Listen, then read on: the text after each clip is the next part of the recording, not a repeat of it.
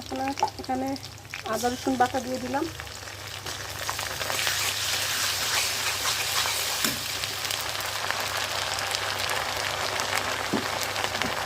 পেঁয়াজ বাটা,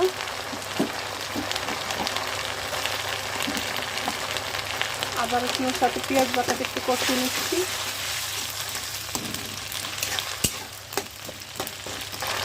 এখানে দিয়ে দিব হলুদের গুঁড়া দেইনি, মরিচের গুঁড়া, ধনিয়া গুঁড়া আর জিরা গুঁড়া একসাথে দিলাম,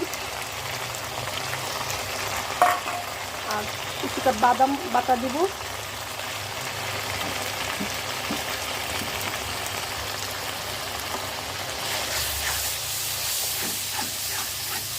কিছুক্ষণ কষিয়ে নিচ্ছি কাঁচা গন্ধটা যাওয়ার জন্য মশলায়।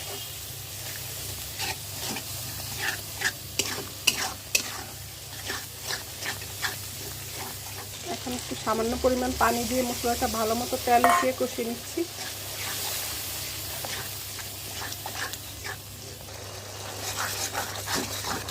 মশলার ভিতর তেল উঠে এসেছে, এখন মাংস দিয়ে দিব। এখানে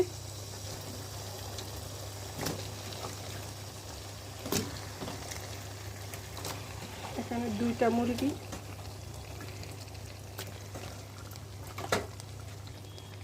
প্রথম থেকে লবণ দেওয়া হয়নি, লবণটা দিয়ে দিব এর সাথে পরিমাণ মতো দিয়ে দিলাম। মশলার ভিতর মাংসটা কিছুক্ষণ কষিয়ে নিব এইভাবে।